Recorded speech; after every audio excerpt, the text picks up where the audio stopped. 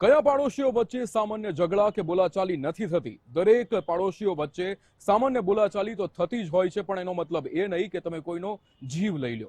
આ વાતની સાબિતી પૂરતી ઘટના બની છે અમદાવાદના ચાંદલોડિયામાં, કે જ્યાં એક પાડોશીના આ કતલ કરવાના કારનામાના કારણે એક મહિલા વિધવા થઈ છે અને 4 બાળકોએ પિતાની છત્રછાયા ગુમાવી છે।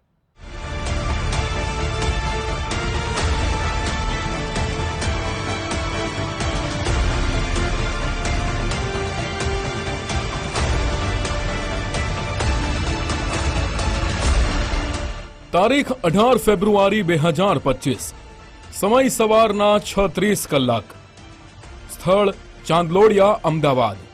અમદાવાદના ચાંદલોડિયા વિસ્તારમાં આવેલા રણછોડ નગર વિભાગ 2માં રહેતા કમલેશ તિવારી ઘરેથી નીકળ્યા, પરંતુ પરત આવ્યા નહીં। પત્નીએ ફોન લગાવ્યો પણ કમલેશે ફોન ઉપાડ્યો નહીં।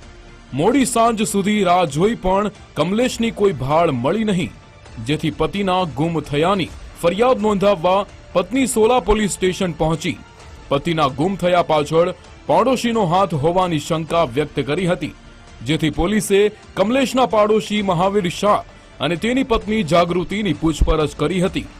શરૂઆતમાં તો પાડોશીએ કોઈ સંતોષકારક જવાબ આપ્યા નહોતા, જો કે પોલીસે આખરી પૂછપરછ કરતા મહાવીર શાહ અને તેની પત્ની ભાંગી પડ્યા। અન્ય લોકો સાથે મળી કમલેશની હત્યા કરી લાશ દાટી દીધી હોવાની કબૂલાત કરી। 9 દિવસ બાદ પોલીસે ખેતરમાં ખાડો ખોદીને દાટેલી કમલેશની લાશને બહાર કાઢી પીએમ કરાવ્યું હતું। પોલીસે કમલેશના પાડોશી મહાવીર શાહ, તેની પત્ની જાગૃતિ શાહ, અતુલ પટેલ, ઋષભ સાપરિયા અને સુનિલ ઠાકોરની ધરપકડ કરી। આરોપી છે અતુલભાઈ પટેલ, એમની વાડી પર એમના પ્લોટ ઉપર લઈ ગયા અને ત્યાં આ લોકોએ એને ઝાડ સાથે બાંધી, દોરડાથી બાંધી અને ધારિયાથી પ્લસ ધોકાથી અને ગળદાપટ્ટુનો માર મારતા તેઓ મરણ ગયેલ।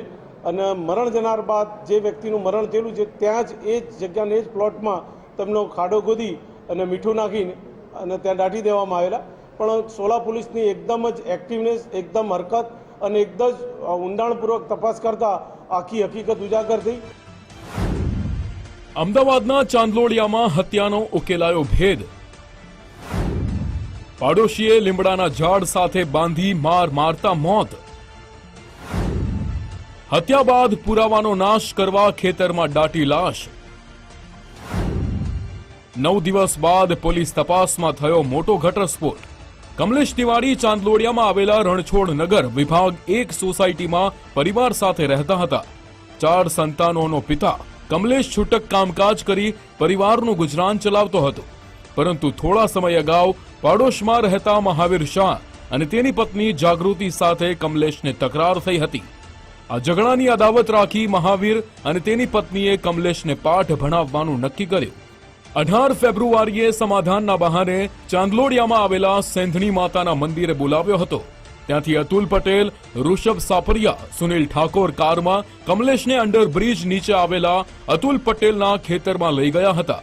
ત્યાં બાઇક પર મહાવીર અને તેની પત્ની જાગૃતિ આવી હતી। સમાધાનની વાતચીત દરમિયાન કમલેશને લીમડાના ઝાડ સાથે બાંધી દીધો। ત્યારબાદ લાકડી અને ગળદા પાટુનો માર મારતા તેનું મોત નીપજ્યું હતું।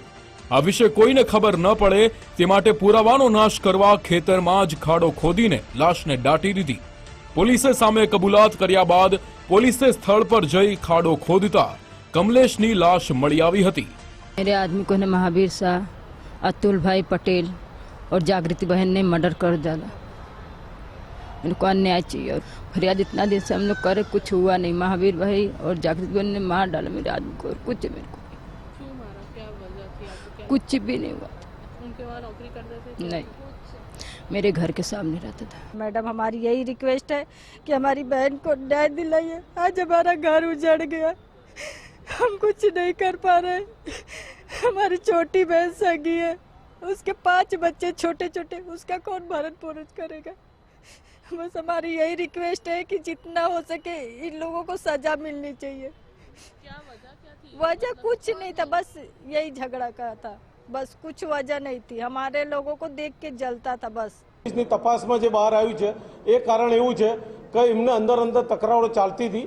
ભૂતકાળમાં પણ આ બંને એકબીજાના સામસામે ગુના અરજીઓ દાખલ થયેલી છે અને એ જ હોઈ શકે એવું અમે માનીએ છીએ, પણ છતાં પણ તમામ પાસાનો અમે ઊંડાણપૂર્વક તપાસ કરી રહ્યા છે. તમામ પહેલુઓની પોલીસ આ બાબતે તમામ દિશામાં તપાસ કરી અને સત્યની દિશામાં આગળ વધી રહી છે. અને અતુલને કહેવું હતું કે આ રીતે મારે વારંવાર આમના તરફથી બહુ જ હેરાનગતિને એવું થાય છે, એટલે અતુલભાઈએ એમને બોલાવેલો મંદિર સદણી માતાના મંદિર આગળ, અને ત્યાંથી એને લઈ અને અહીં આવેલા, અને આ બધાએ ભેગા થઈ અને એને માર મારી અને મરણ જતા આ પ્રકારની તે જ પ્લોટમાં એમને ખાડો ગોતીને દાટી દેવામાં આવેલ. કમલેશ તિવારી મૂળ ઉત્તર પ્રદેશનો છે. પરિવાર સાથે ઘણા સમયથી અહીં રહેતો હતો.